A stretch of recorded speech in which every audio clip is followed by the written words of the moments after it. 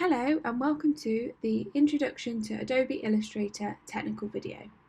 In this video you will learn the main elements of the Adobe Illustrator interface, how to draw, colour and format shapes, the basic principles of the pen tool, and also how to scan and image trace your hand-drawn sketches into Illustrator.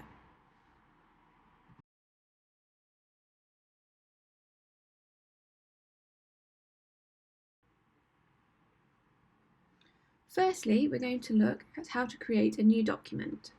To do that, open up your Illustrator app and click the Create New button from the left-hand side.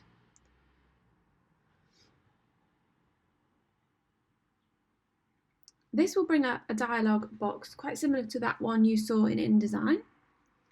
So you still have the presets along the top, so you have the mobile ones, the web ones and the print ones, but there's also a couple of other options if you're designing for film and video or illustration specific ones. But today we're going to keep on the print section.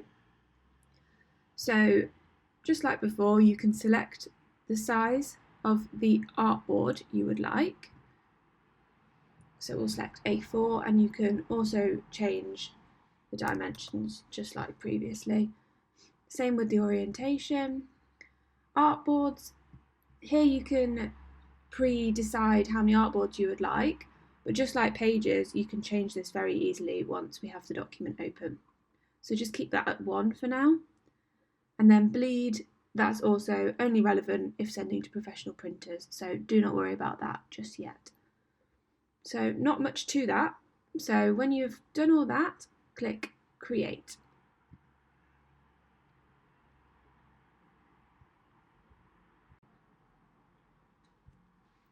Now you have your document open. If you zoom out a little bit, you will notice you have pretty much unlimited grey space around your artboard. So the artboard is this white page you have in the centre of your screen. You can have as many of these as you need in Illustrator. So to create more, if you click Shift and O, as in the letter O, it will bring up this artboard palette along the top of your screen. So if you'd like to add another artboard, you can just click the square with the plus in it. As you can see, you can just keep clicking that and create as many as you need. If you'd like to change the size of an artboard, you can easily just drag the corners as you like, and then the sizes are all here where the W and the H are, that's the width and the height. You can select specific artboards to then change their size once you've created them. So say you have artboard 2 selected, you can then change the width to 400, the height to 100. But say you then decided you want that portrait, you have the orientation icons at the left-hand side. There are also the presets in the drop-down menu here. So say you wanted that to be A4, just select that. You can delete artboards using the dustpan tool here, so delete. And then this icon here means that if there was any artwork on your artboard, for example, I will just create a shape so we can see, and then click Shift O again to activate that artboard palette.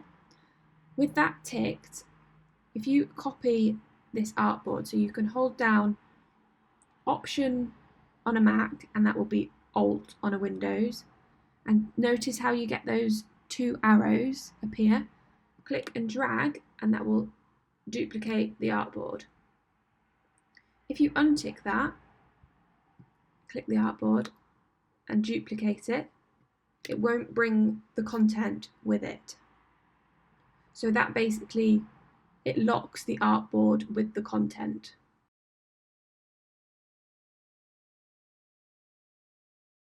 We're now going to have a look at the interface, just like we did with InDesign. So firstly, if we could go to Window, Workspace, and make sure that Essentials Classic is ticked, and then also just go and reset Essentials Classic just to make sure we are looking at the same screen. And remember, you can open up or collapse these palettes along the right hand side and move them. Like for example, I would prefer a single column down there, so I've just moved them all onto one single column. In Illustrator, it's important to know the different view options you have. So one that may be really useful to you is trim view. So this allows you to view your artboards without the space around the outside. So if you have got lots of workings and notes, I'll just leave that like that around the edge that are kind of distracting your work, and you've sort of got your shapes overlapping because you wanted to see how they looked like that. If you go to view and then trim view, you can just sort of crop your view into the artboards, which is very useful when you're working on illustrations and designs. So to turn that off, just go back and click it again. Another useful view mode is the artwork mode. And to access that, if you click Command Y on a Mac or Control Y on a Windows, you will see you then can see everything in vector mode. So when we are looking at the pen tool later, this is just quite a useful way of sort of focusing in your eyes on the detail and the points that you need. So to turn that back off, just do Command Y again, or Control Y. And then guides and rulers. So this is also applicable in InDesign. So what you learn here, remember you can apply it in InDesign as well. So to turn your rulers on, if you go Command R or Control R, you will notice these rulers appear around the edge of your workspace. You can then create guides by click and dragging on these rulers. So if you click and drag, you can see it's bringing that line down, and then you can drop that wherever you like. So just have a go at bringing some of these down, and then you can do the same with the vertical ones. So if you like, you could create margins just like we had in InDesign. And then once you have them, you can, depending on your settings, so we're going to look at those now. If you go to View and then down to Guides at the bottom, so mine was locked then because I tried to move mine, but you have to make sure they're unlocked. So if you click Unlock Guides here, you can then, once you've drawn them, move them as you wish.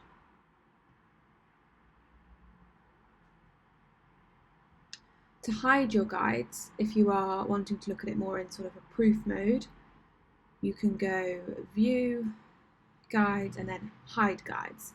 Notice these down the right hand side are also the shortcuts. So if you're trying to learn your shortcuts, note these at the same time. So Hide Guides, and they're gone. It's also useful to make sure you have this Smart Guides option ticked, because this will mean any shapes you create will lock to the guides or like snap into place on the guides you have created. So make sure that is ticked.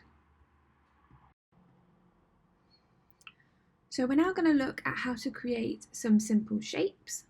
So before we get started with that, I'm just going to tidy up my workspace. So I'm just going to select all the content, delete that, and then select my artboards that I don't want, delete those, and then zoom in on this so we have quite a good space here to be working with. So to create shapes, find your shape tool down the left hand side. So mine currently looks like the ellipse tool, but if you right click on this, or you can control click, it'll open up this menu as you can see here. So yours may actually look like that with a rectangle tool. So whichever tool you have selected will show in the initial menu. So you have these different options here. So we're going to start, start with the polygon tool.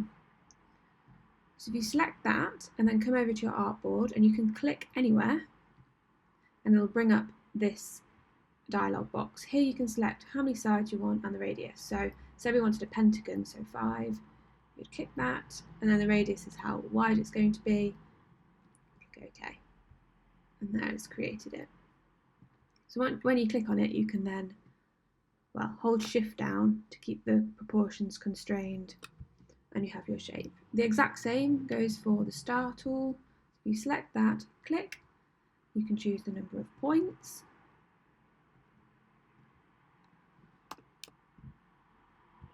And you have your star. You can also, if you know now we've set that polygon tool, you know the settings as you want, you can click and drag and it'll draw your shape. So then you can kind of dictate the size as you were drawing it. Same with the ellipse tool and the rectangle tool. So they're just a few different shapes you can create.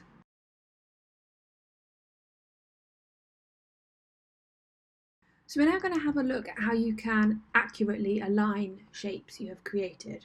So to do this, it'll be easier to demonstrate if we have some simple squares. So I'm just going to create a few more squares so we can see what we're doing. So for aligning, there is a specific align tool. So have a look down the right hand side, but it's not there for me at the minute, so it probably won't be there for you. So find it in your window drop down menu, and then you can drag and pop it along the right hand side and open it up. So these options here allow you to accurately make sure your shapes align to certain areas, or they're distributed evenly between dictated space. So to use this, you have to make sure the objects you want are selected, and then this drop down menu here means you can choose where you want to align them to. So the selection would mean the biggest shape. So for example, this one is dictating what this big selection area is around the side. So that would mean they align to that. If you align it to the key object, you then, you see has like a blue outline. You can change that by just clicking on any of the 3. And then artboard will align it to the outer artboard. So we'll start with artboard. So if you click left, you see they all align to the left hand side. And if you click top, bottom, right, or center, and then you can center it vertically and then center it horizontally. So as you can see, this probably isn't that useful when you're working with 3 separate shapes. So if you just pull those apart again, it may be more beneficial to align to a key object in this situation. So say you align them to this centered one, you can use those same options again, but it's aligning to that specific shape. A useful other tool is this distribute objects tool. So if you select them all and select the selection, so you want to make sure that the spacing is even between the shapes, select selection and then click distribute center horizontal. So that's just shifted that middle one just to make sure that the spacing is equal between them all. And you can do the same, so say you selected artboard and then click this, it would do the equivalent but to the artboard sizes. So have a play around with those different options. There's a lot you can do, and in different situations you'll know which one is the most important. This distribute spacing option is very useful. So for this one to work, you have to have it aligned to a key object and then have that the one you want selected. So in this instance, say we wanted to dictate this space here and we wanted it to be exactly, say, 10 millimeters between each of the shapes. You can write the exact value in there and then click that one means the horizontal space. So that has made sure that that is exactly 10 millimeters. And you can do the same vertically. So if you click that, so now there is 10mm either side. So that's also a very useful tool.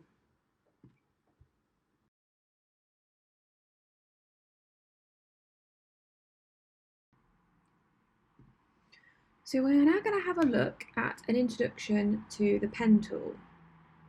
So firstly, it's good to have an understanding of anchors and handles, as I'll probably be referring to these a lot throughout this mini tutorial. So to explain that, I'm just going to draw a circle and then click the Direct Selection tool. So as you can see here, there are these squares around the edge. So these are called anchor points.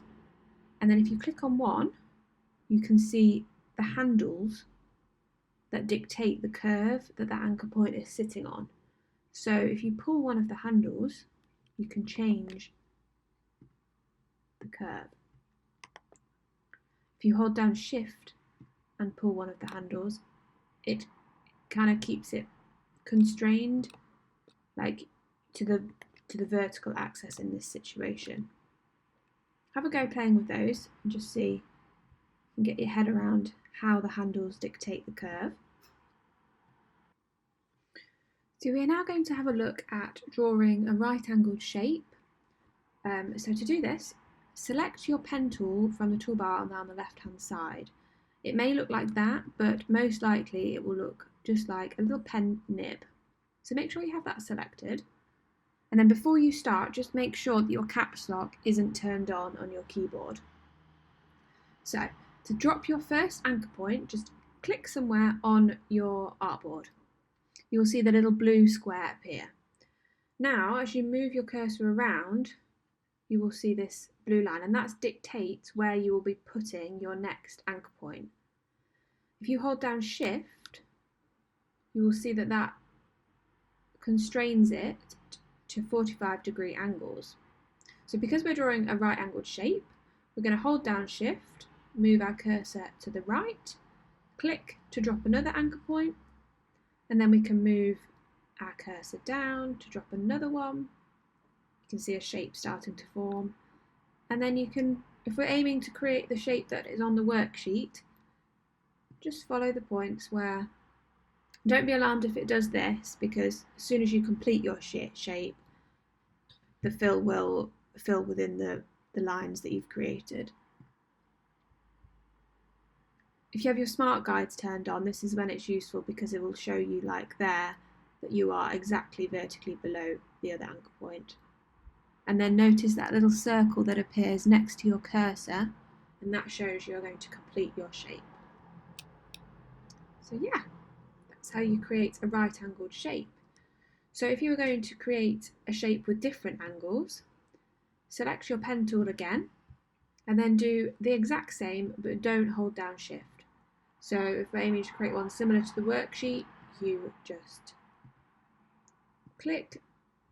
simply click and lift your cursor to keep dropping your anchor points. Oh, this isn't quite like the one, but it's similar. So something like that. So we are now going to look at creating curved lines, and these are slightly more tricky because we have to involve handles. So I'm just going to delete these shapes and then reselect the pen tool from the left-hand side. So to draw just a general curved line, if you click and hold down your click, you will see these handles appear.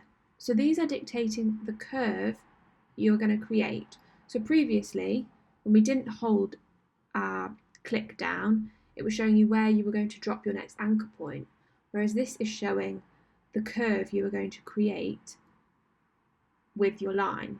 So if you lift your cursor now, having positioned your, say that's about 45 degrees, your handle, lift your cursor and then drop another point, you will see that, so to come off the pen tool now, click your direct selection tool in your toolbar.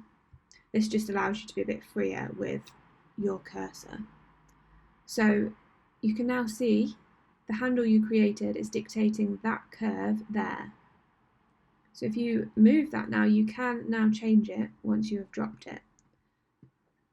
So that's just a standard curve line.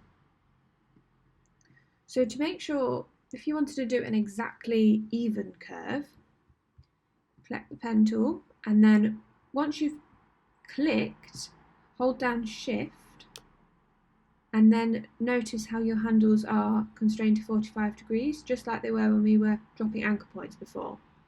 So go vertical for this example, and then release your cursor and Shift. Oh, mine jumped slightly. That will be because I must have released Shift before I released my click. I'm going to just try that again. So click and hold Shift, lift up. Yeah, there we go. And then you can, once you click for your second anchor point, click and hold down Shift again, and you're drawing handles for this second point. So to get an exactly even curve, what you want, I'm just going to select this direct selection tool again, is for these handles to be basically the exact same height. So if you wanted to be extra accurate, you could pull down a guide. Oh, my guides are off, so I've just turned them back on by doing the shortcut Command semicolon. And then as you can see, that one is just, when you adjust them, make sure Shift is held down in this situation. So you can just adjust them. There you go, you get a pretty even curve.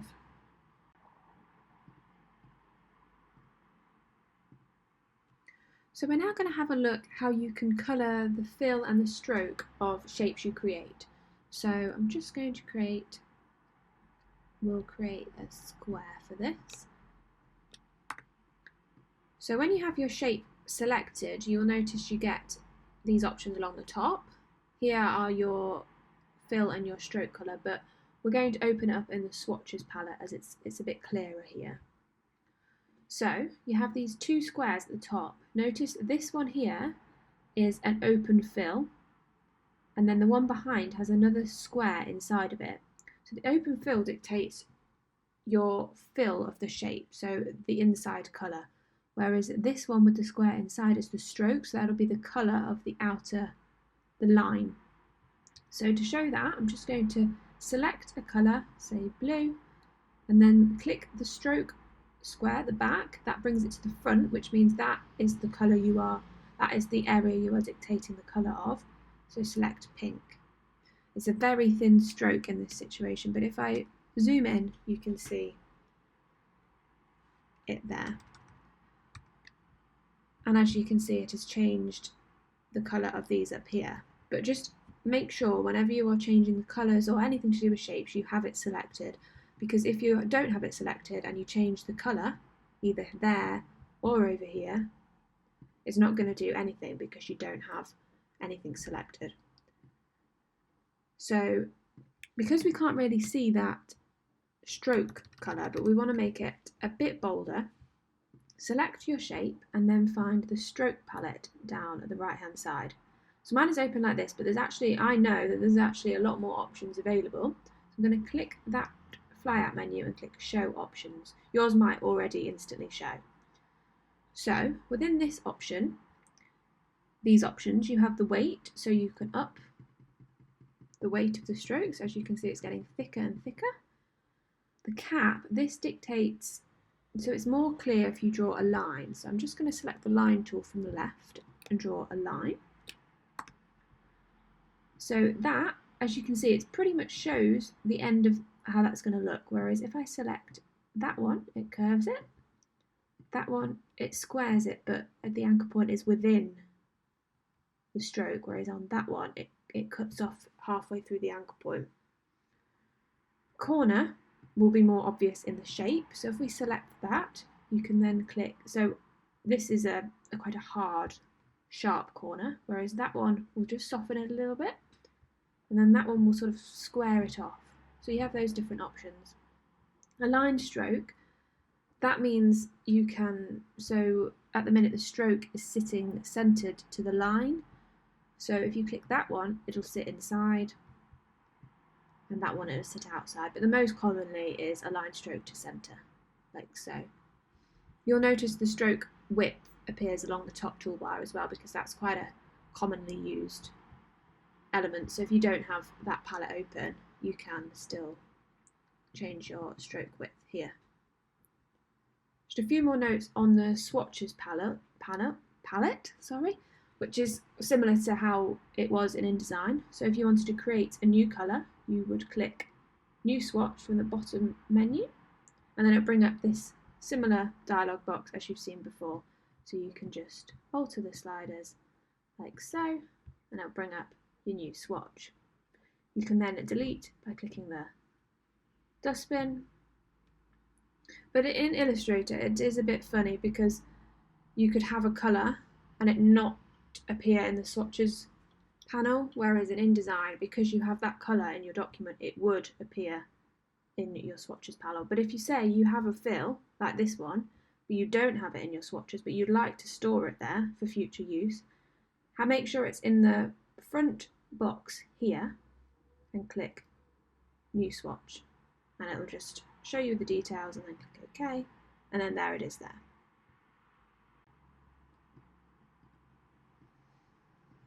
Up next, we're going to look at the Pathfinder palette. This is quite an advanced tool, but it's very useful when you are illustrating, so it's good to get your head around it if you can. So to do this, I'm just going to draw a couple of shapes to make it clear.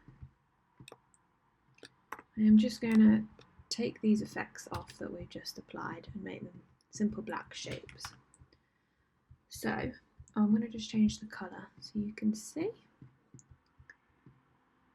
Open up the Pathfinder palette, which should have opened up when you opened your Align tool previously, but if not, find it in your drop down menu and open it up. We're going to just look at these top options here as they are the most frequently used. So the first one is Unite, and this will combine all the selected options into a single shape. So if you have overlapping shapes like this, select them both and click Unite. It'll merge them together. I'm going to undo that with Command Z. And if they are apart, and click Unite, it means that it kind of links them together strongly. So any effects you apply to one, it'll apply to both. So as you can see, like so. But this is most commonly used when your shapes overlap and you want to merge them together. So an example may be you've drawn, say, a square, and then you want to have a cool star effect at the end of it, but you don't want like this, but you don't want to have to keep selecting both of them all the time, and you want to just combine them. So you would select both and combine, like so.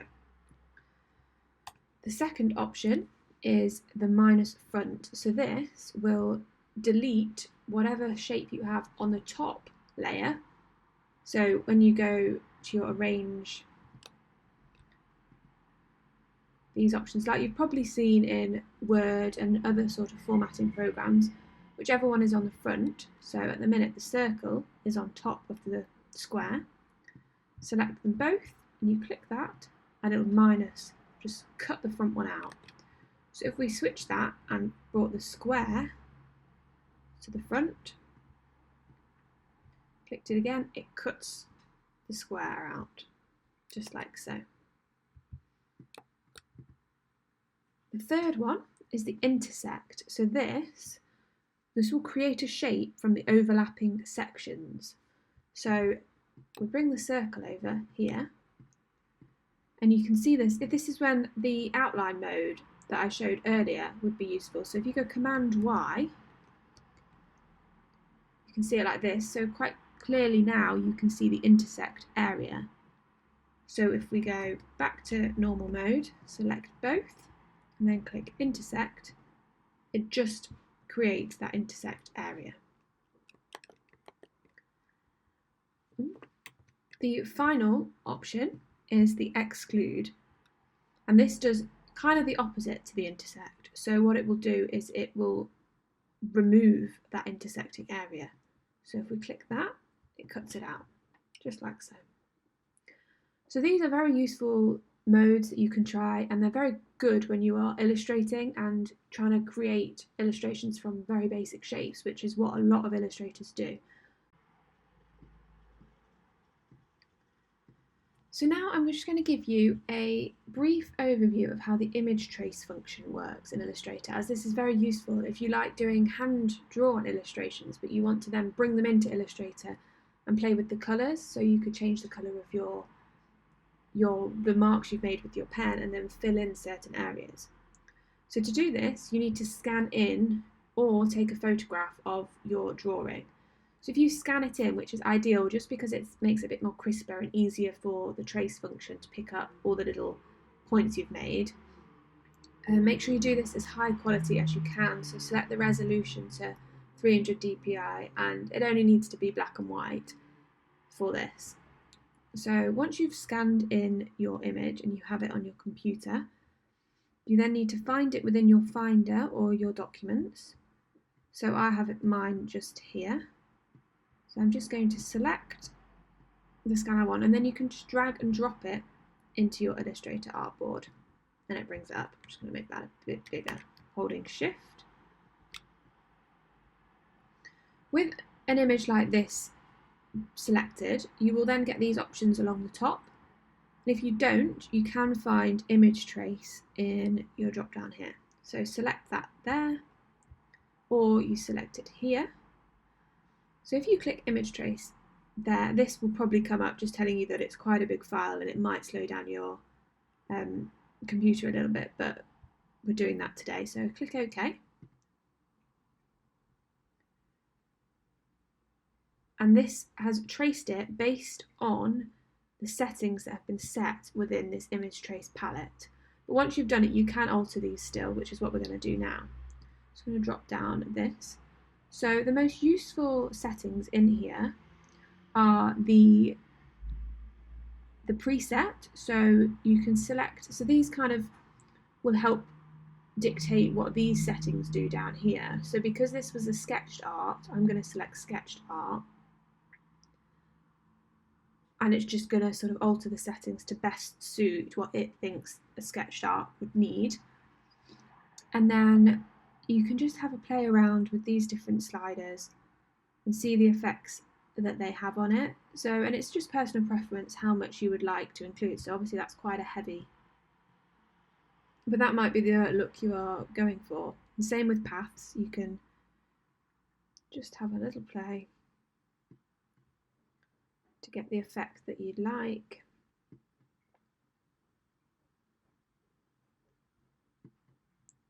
So that'll do for now. Another useful option to note is this ignore white. So if you have that ticked, it will mean when we expand it, which is what we're going to do now, it hasn't selected that outer white area. Whereas if we just go back a step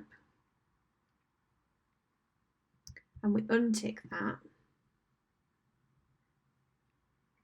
and click expand, it now has kept this white background and also all the space within,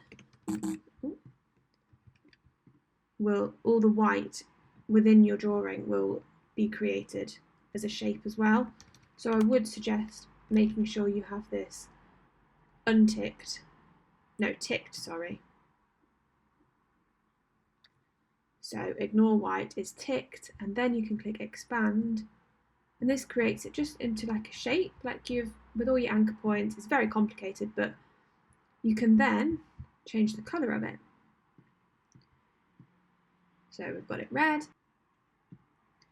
If you did want to colour the fill of your shape, then the best way to do this is to find the pencil tool in your toolbar down the left hand side. That is stacked behind the shaper tool, which is just under the paintbrush tool, you'll find. So if you can see there, select the pencil tool. So then it is just as simple as just doing a rough shape So for example, I'm just going to do this petal for now. And you see that little circle that's appeared? That means I'm going to complete that path. So now I've just drawn a freehand shape there, and then you can fill it, say with that orange. And then if I right click, arrange, send backwards, you can see like that, but that's obviously very rushed. I can move, just using the direct selection tool, select certain anchor points and move it out if it's not quite how I would like. So you can just continue that technique for the rest of your drawing.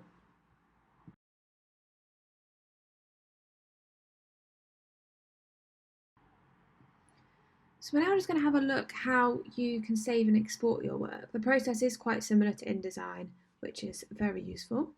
So to save your work, you go File, Save As, choose where you'd like to save it.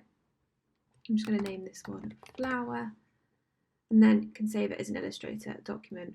One thing to note is that PDFs are stored in the Save As option in Illustrator, which is different from InDesign. So we're going to select PDF and then click Save. We can't, if we had multiple artboards, we would be able to tick here and select certain artboards that you wanted to export, so you didn't have to export the entire document. But because we just have the one, it's not giving us that option today. So then click Save, and then for just proofs and just so you have a nice clean artwork to show people, these settings will all be fine. So just click Save PDF. So if you wanted to export your work, it would be most relevant if you wanted it to be transparent. So for example, this flower, you wanted to be able to pop it on a different coloured background, say in InDesign. So to do that, what we're going to do is go File, Export, and then Export As. And then it's called Flower, and PNG is a good option to choose because this will allow for transparency. So we're going to select the artboard in this case and click Export. And then what you need to make sure is selected is transparent if you are wanting a transparent artwork. So as you can see here, the grey and white squares indicate that there is no background to the image. Whereas if you made it white, they'd be white, or you could make it black. So just make sure transparent is selected and click OK.